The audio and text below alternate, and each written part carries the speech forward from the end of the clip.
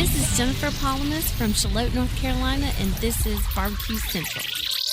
We'll do it live. Okay. Well, do it live! I'll write it and we'll do it live! So to get that perfect barbecue, you use wood. Are you sure it's safe? Whatever. We put the lighter fluid on, strike the match, and... Oh! Should we call the fire department? That might be a good idea.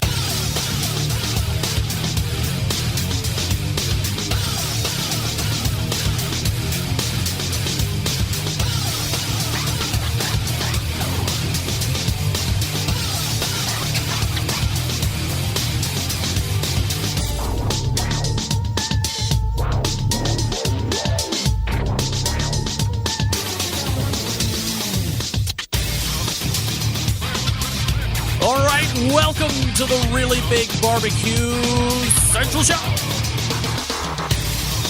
This is the show that talks about all things important to the world of barbecue and grilling.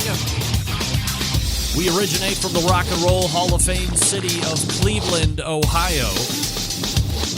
This is the barbecue capital of the North Coast. I am your program host, Greg Rempe. Happy to have you aboard here. If you want to get in touch with the show this evening, it's a phone call, 216-220-0966. You can also email the show. This is how you do that. You can get in touch with the show by sending an email to greg@bbqcentralshow.com or on the Twitter and Instagrams at BBQ Central Show. Anything else you want to find out about the show can be found at the main website, thebbqcentralshow.com. And here's what's happening, in case you didn't get the newsletter. It is the first Tuesday of a new month, and you know that means we're going to be taking a visit to the barbecue doctor. Do you have any barbecue and or grilling ills that are causing you pain and consternation and or otherwise? Well, you're in luck because we have a Barbecue Hall of Famer, a multiple-time author, a TV show cooking class instructor. TV show cooking class? I don't know about that. A TV show, a guy who's been on TV shows, and a guy who has also done cooking classes. Maybe that's what I meant to say. And he is, of course, none other than the good doctor, Ray Lampe, Dr. Barbecue. Always enjoy catching up with Ray and seeing what's happening with him. Missed him last month, I believe, so always looking forward to catching up with Ray when it comes to the first Tuesday of the month. And then we will move on to the second interview of the first hour. You see him on this show semi-regularly. Initially, when you found him on this show, he was, and still is, the president and CEO of MMA Creative. At that point, they were the marketing partner for Kansas City Barbecue Society. That was the introduction into the live fire and barbecue type situation. Since that time, he has also created a little something called the World Food Championships, which has really gained steam. If you didn't know, a little later this month, the final table will definitely crown an overall grand champion or overall winner of the World Food Championships. You recall that, I guess, technically later this month will be the main event or the final table, but the World Food Championships, the latest edition, took place in November last year, and that's where the new format was also brought about, where they were carrying over the final 10 instead of getting an overall champion as they had done in years past.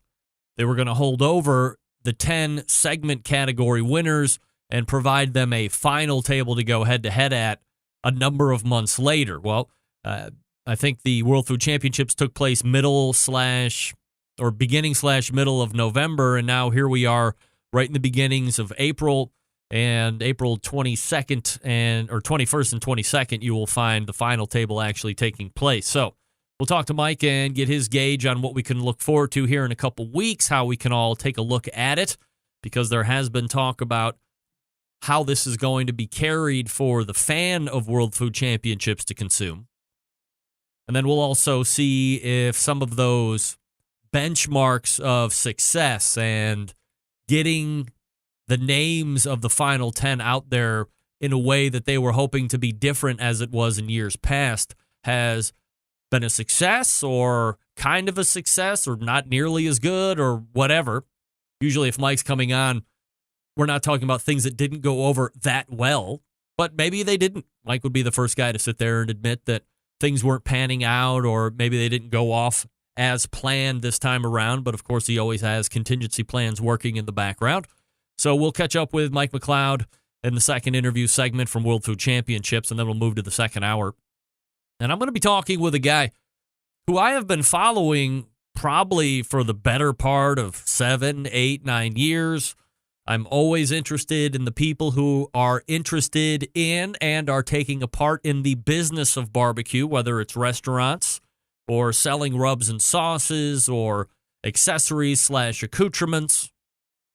Or maybe they have a barbecue and grilling shop where they actually sell barbecues and grills and accoutrement, all that good stuff. You don't really see them around. They're not as prevalent as you would call a big box store in a lot of the footprints around the country. But typically, every city or greater metropolitan area has one of those stores, but maybe it's not overly close to you. But Sam does a really good job. So I'll be talking with Sam Hayes from Sam's Northwest Barbecue Company out there in Oregon. And we'll talk to him about his background, why he got into selling barbecues and grills, or how the store came to be. Maybe he had no super interest in opening up the brick and mortar store, but I think what sets Sam apart, for at least to me, because I watch him on social media, plus we have a really good live fire retailer out on the west side of Cleveland called Heat Exchange out there in North Ridgeville. It's kind of a hike for me, but I don't see them bringing in tractor trailers full of cookers. Not saying that they don't, because they do have delivery docks and storage and all that stuff, inventory, if you will. But you get on Sam's Northwest Barbecue Company social media page, and you see tractor trailers full of different kinds of cookers coming in. So very anxious to get caught up with, or to get to know him, see how he got in the business, and then see what's working, see how the model might have changed here over the last handful of years. And we'll go from there. So that's your lineup for this evening. Dr. Barbecue Ray Lampe coming up next. Mike McLeod after that. Sam Hayes in the second hour. Your phone calls and emails welcome, as always, 216-220-0966. Or you can also email the show, greg@thebbqcentralshow.com. Well, I have to tell you that the reaction to one Jason King's Booze Teen video hit a fevered pitch by midweek last week, especially as the audio podcast was dropped, and I may or may not reference what's happening with the podcast here. If you're a live listener, you don't know any different. No big deal. If you're a podcast listener, you're seeing something change here over the next handful of weeks, just as an experiment. So if you've never signed up for the show, or that's encouraging you to sign up for the podcast, not only in addition to, or not in place of, but in addition to watching the live show, go ahead and hit the website, hit the subscribe button, and away you go. But a lot of people heard it on the audio, and they're like, went to the video side on Facebook or on YouTube, and I have to say, the Booze Teen video was the most insane thing I've ever seen.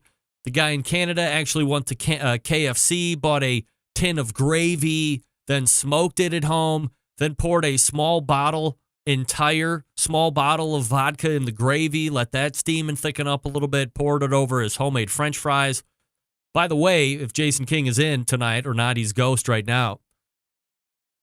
Everybody that referenced Booze Teen video in those emails also happened to mention how great those potato fries or those homemade fries looked. So I don't know if that thing makes the house smell or if it's just a great device altogether. Maybe you never use it. I think having a deep fryer always seems like a great idea, but I've had them before. I've really never used them. So, of course, I'm apprehensive just because I see a great-looking deep fryer and it looks like it's made really good homemade fries for me to go out and cast some money aside to buy something that I probably really won't use. I find myself catching myself a lot doing that, thinking, hey, you know what, I'm actually going to go out and buy that because I'm going to use it a lot. then I give it a day, then I give it two, and then I really start to internalize it, and I go, you know what? You really will not use that. You think you will, but you will not. Andrew, you are not the father. Andrew, all right. In actuality, I won't really use it. So I've stayed away from the deep fryer, even though Jason made it seem so extravagant and sexy. But to a man and woman that weighed in, especially via the audio podcast, all of them said, hey, I have to go watch this video of Boo's Teen. So, Jason, success to you. Not only was it a great success a week ago as we opened the show with it, but is now living in infamy on the internets in various fashions. Barbecue food for you, the guy that did the Boo's Teen video. That's how I'm getting a lot of my email addressed to me. Congratulations. All right, folks, before I get to Ray Lampe, I want to talk to you quickly about Traeger grills leading the pellet nation right now. A couple different models to choose from, or model lines to choose from. The Pro Series models.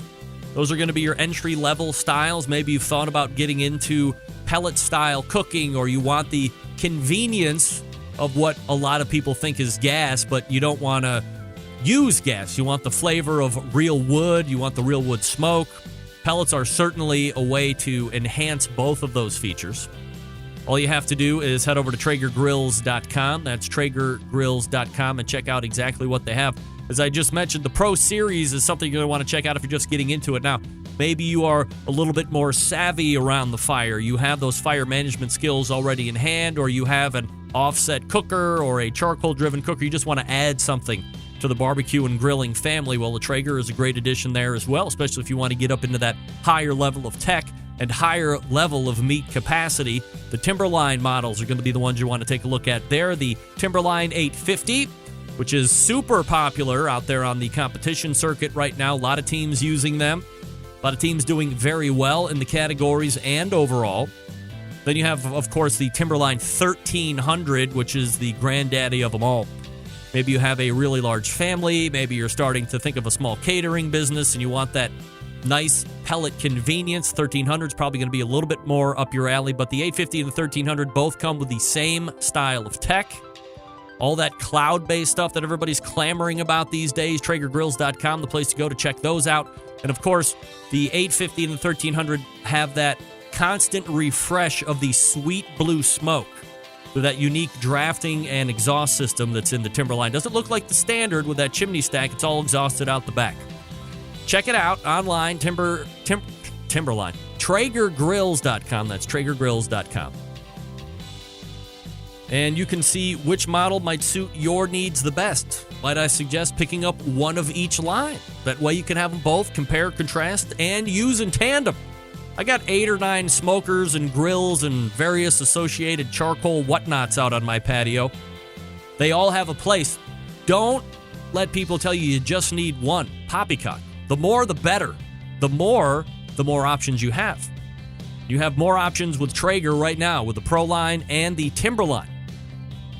We're back with Ray Lampe right after this. Stick around.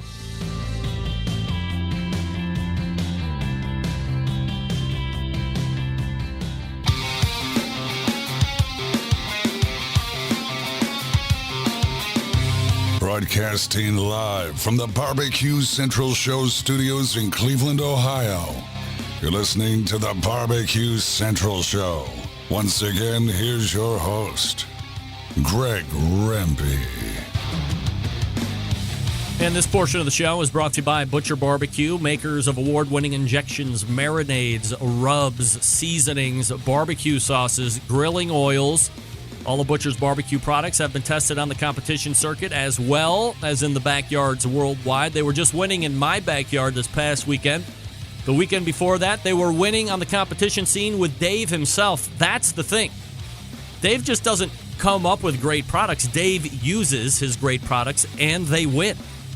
Visit ButcherBBQ.com to stock up right now. That's ButcherBBQ.com.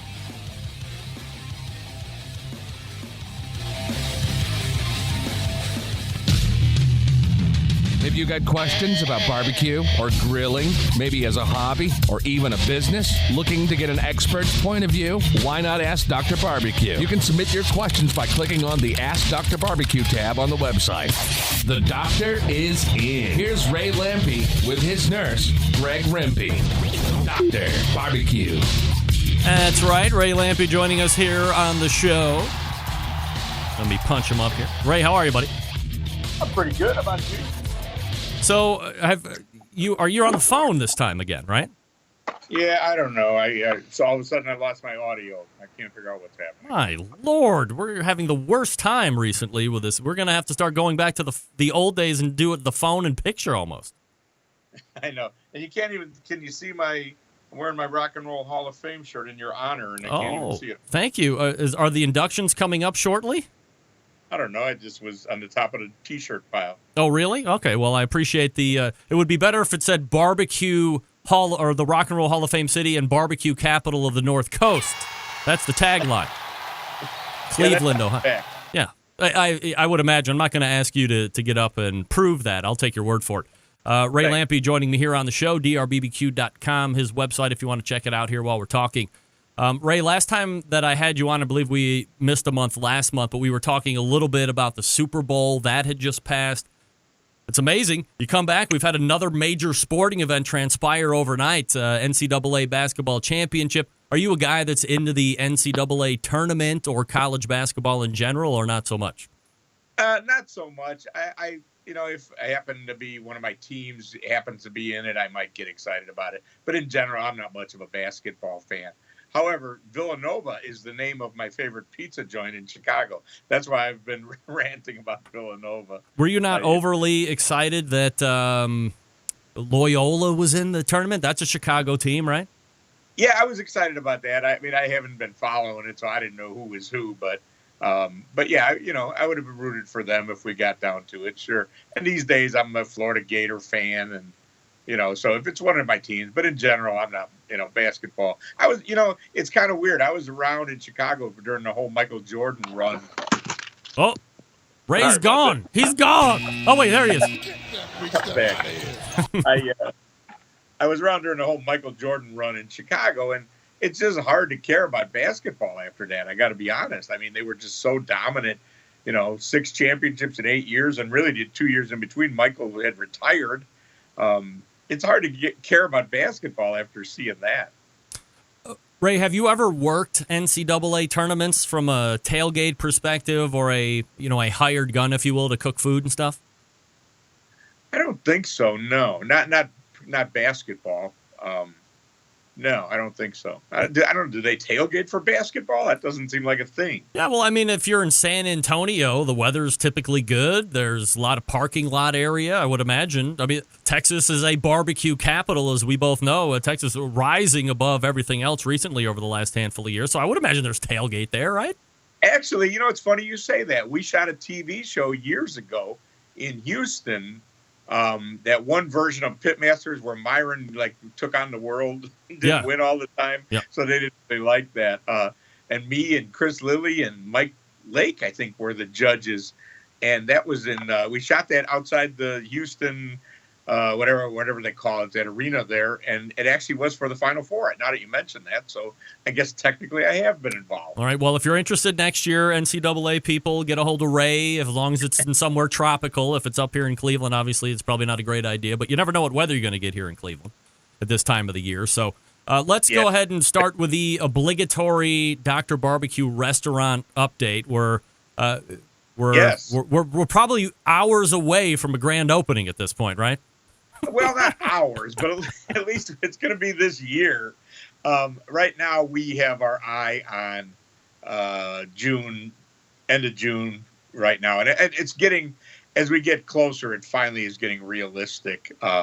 Yeah, man, this has been an adventure. I mean, everything that can go wrong from a time point of view has. I guess that's just what you expect with these projects. But literally, we were talking about it today. I think we've been talking about it for 2 years now. Yeah. But we finally are. Yeah. So I was on TV today and I said summer of 2018 for sure. So somewhere within that time frame. When you get to this point, when you have the space, you're going through and kind of making it whatever Dr. Barbecue's restaurant is going to be. How quickly does it come together once you're at kind of cutting through all the red tape and jumping over all the hurdles? You can see it come together on a daily basis almost? No, at this point, it's still dragging. Oh, frankly. no. Yeah. In my mind, anyway, it's not. Stuff's happening. Things are moving. The build, it's a huge build out. It's a 9,000 square foot restaurant when it's all said and done, which is a giant restaurant. And it was a gutted building. And it's really going to be nice. It's a pretty fancy place. Yep. By barbecue joint standards. So it's just a big damn project. Just takes forever, man. So no, I'm not feeling that way yet. It will probably soon. And before you know it, it'll be like, the rush to the finish. But no, I wish I could say it was. Maybe we've talked about, I'm sorry. Maybe we've talked about this before, Ray, but is this going to be a sit down restaurant type place, or will you go to a cutting stand like you find in a lot of these other, I guess what they term fast casual places where you put your order, they cut in front of you, and then you can go sit from there? No, it's going to be a sit-down restaurant. We went to a lot of restaurants, and we really spent a lot of time trying to think about that. But we want to have a nice restaurant, a really nice restaurant that serves really good barbecue. So we couldn't figure out a way that you would sit down, have a cocktail, get an appetizer, have your meal, maybe have dessert, maybe have another cocktail, maybe you want to sit at the bar and watch the game. That was more what we liked to have. And I don't know that we're going to have a lot of TVs, but we didn't want to give all that up just to sell piles of meat. But what's going to happen is when you walk in, you are going to see the line. You're going to see the giant Oiler smoker right there. Right next to it's a big green egg. Next to it is a Oiler wood-fired grill with a rotisserie over the top. Hidden back is a Old Hickory, because we just didn't have room for it up front.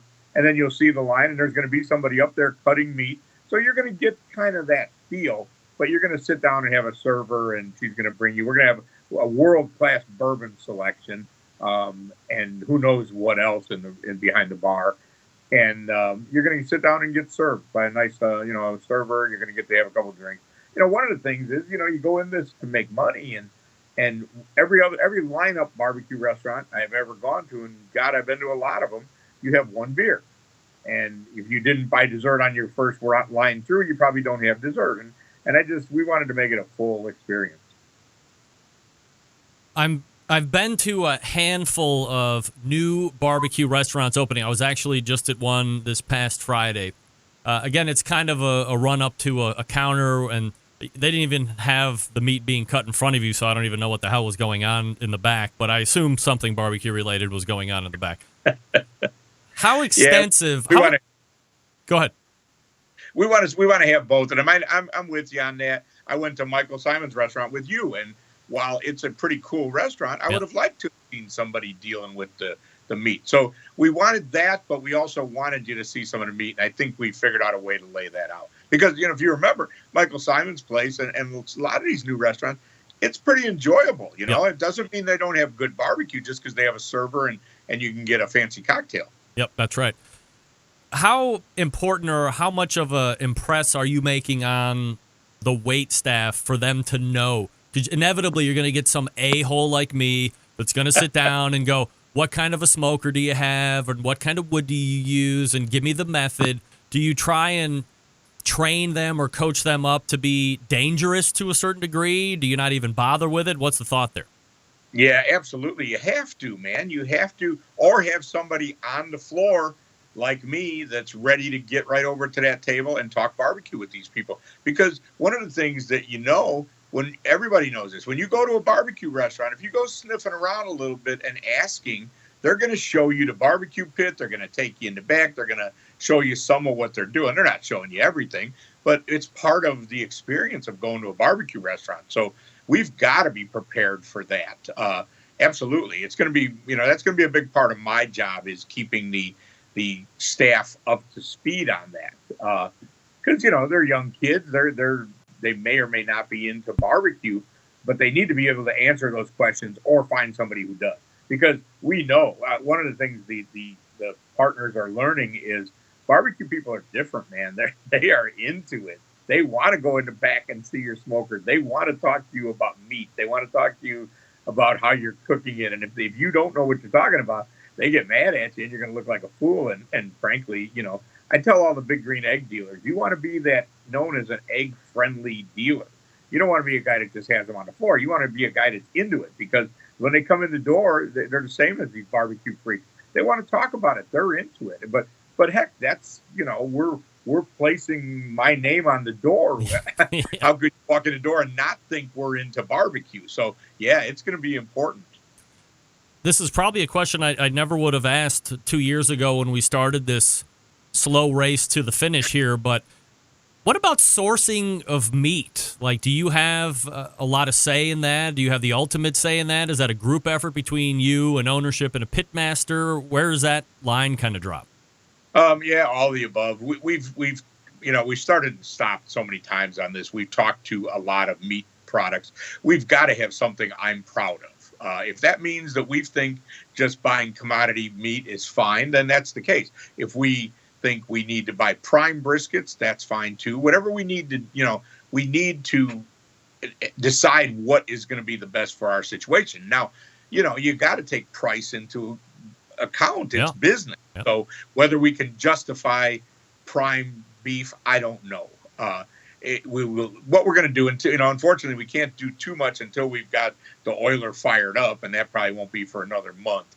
And once we do that, we're going to sit down and get, all the choices that we've talked to over the couple of years. We've got a lot of options, and we're going to cook the stuff right next to each other. We're going to sit there at the table and eat it with the price sheets on the table, and decide what, where's the line? What's the one that really we like, that we can justify the price? Because I have a hard time understanding how some of these guys can sell prime brisket. It's expensive. Yep.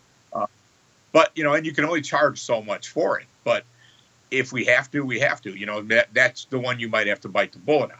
But there's also some really great pork out there, too, that's not just your run-of-the-mill pork. So it's not just the beef. We're not decided yet, but we got our eye on everything. That's kind of what I do.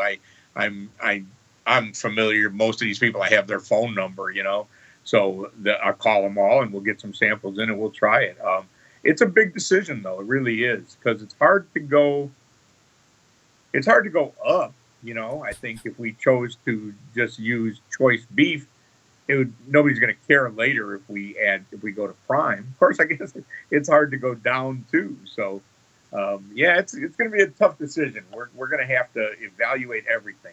At the end of the day, yes, the quality of the food on the plate is the most important thing.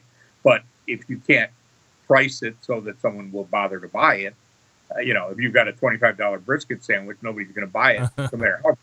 So we got to find that happy place. But we will. Dr. Barbecue joining me here on the show, Ray Lampe. Ray, last week I had my embedded correspondence segment, and my Texas correspondent, who Doug Scheiding, brought up a interesting topic that we okay, let's try it again. Topic, not topping. I got ice cream on the brain.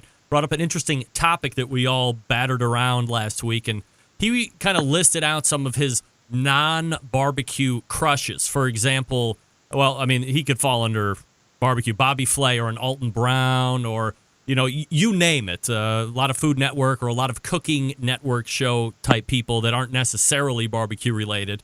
And I was wondering, it was kind of an interesting segment. Everybody had a different. Nobody knew the guys that I said. I was talking about the Frugal Gourmet and Martin Yan Can Cook, and Justin Wilson. The guy from Louisiana. All the other guys had no idea who they were, and I was totally surprised. So then I was thinking of some items to talk with you about tonight, and I was wondering, who makes the Dr. Barbecue list on non-barbecue crushes? Well, those three guys you mentioned, it came to mind when you threw this question out to me this afternoon, because that was the Saturday afternoon or Sunday afternoon PBS lineup, and I learned tons about cooking from the Frugal Gourmet.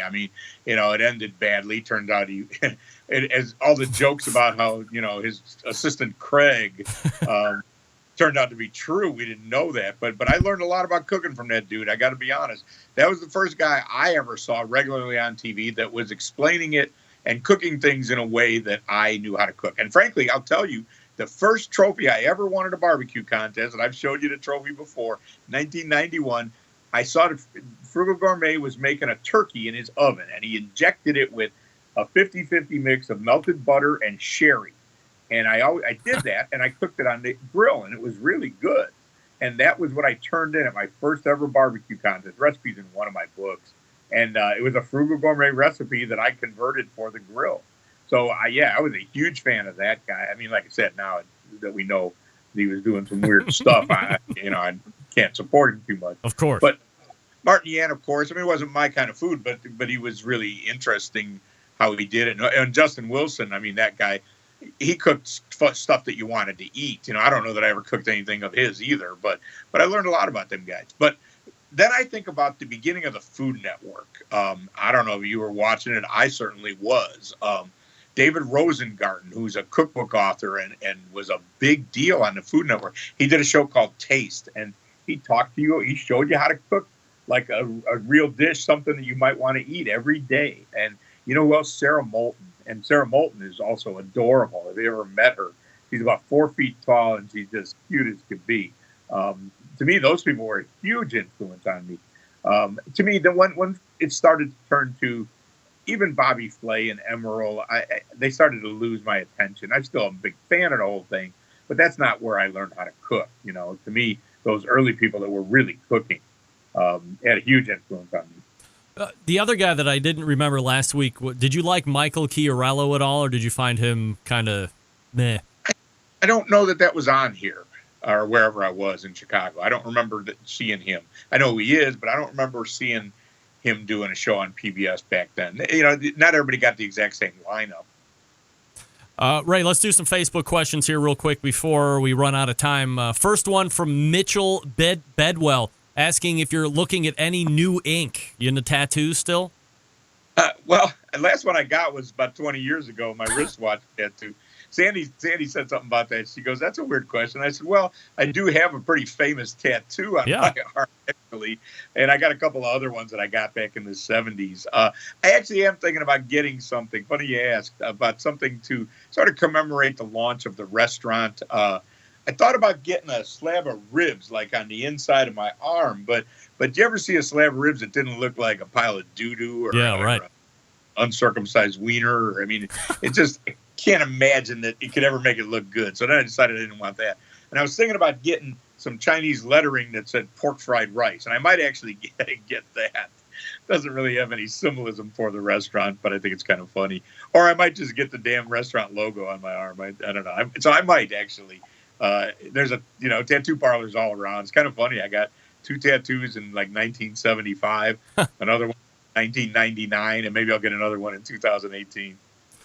Ray, last question here from Jacob Veris asking about texture of brisket. What's the perfect texture of brisket? How to hit the knife test every time?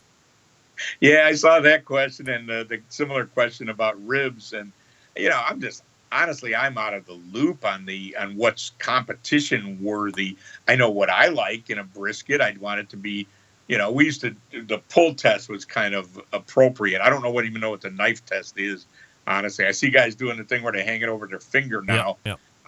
I don't know. I always used to joke, and it stands. I stick it in my brisket testing hole, and I chew it and see what I think about it. So I don't know. I say this a lot. Guys want to turn these things into a science project. I don't know. When someone slices some brisket off and I put it in my mouth and it got nice and tender and it's juicy, I don't really care if the slice would have laid nicely over your finger or pulled right. If it tastes good and it's juicy and tender, I'm good with it. So I don't know. It's a cooking brisket. I always tell guys that you got to cook 20 of them and then call me and we'll start talking about it, because it's just a lifelong job to learn how to properly cook a brisket.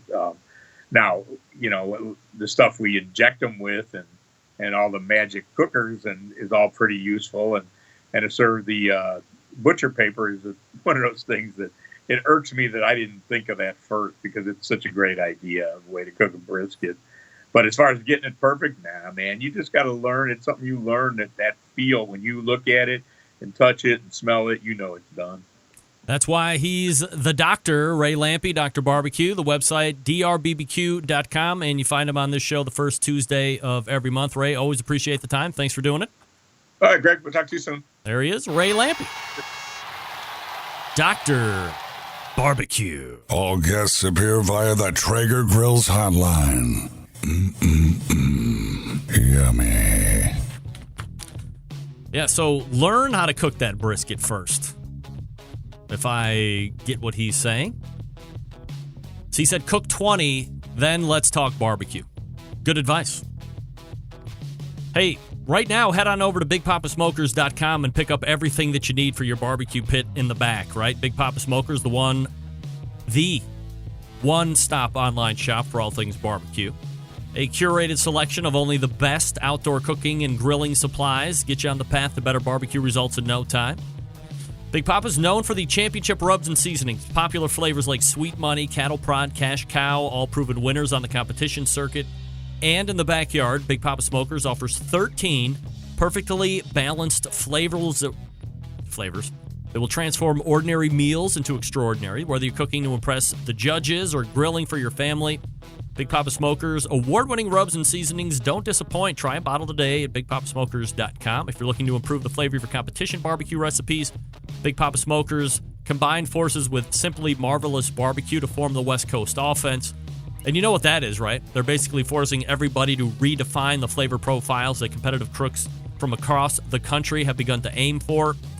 They also are the proud owners of the Granny's Barbecue Sauce. Looking for a new go-to sauce that will please everyone? Granny's traditional yet powerful flavor reminds us why we fell in love with barbecue in the first place. You can find Granny's Barbecue Sauce on the top-rated barbecue sauces at BigPapaSmokers.com. And aside from all of that, they have a really great selection of pellet, charcoal, and wood cookers. If you're looking for a versatile smoker that's easy to use, check out the Mac 2-Star General Pellet Grill. Big Papa Smokers, the exclusive Mac dealer, even offers special packages. Not a fan of pellet smokers? Fine. How about a Old Hickory Ace BP, the only charcoal smoker that Big Papa trusts on his competition trailer? If you're a backyarder looking for a durable and versatile grill that will last forever, the M Grill from Texas is just what you need. They're built like tanks. I've seen them in person. I can vouch for that, by the way. It's clear that Big Papa Smokers is the place to go for all things barbecue. Every product featured on their website has been hand-selected to help you barbecue better. Boost your barbecue skills with the help of Big Papa Smokers, the #1 online barbecue store. You can call them toll-free at 877-828-0727. That's 877-828-0727, or shop their website at BigPapaSmokers.com. That's BigPapaSmokers.com.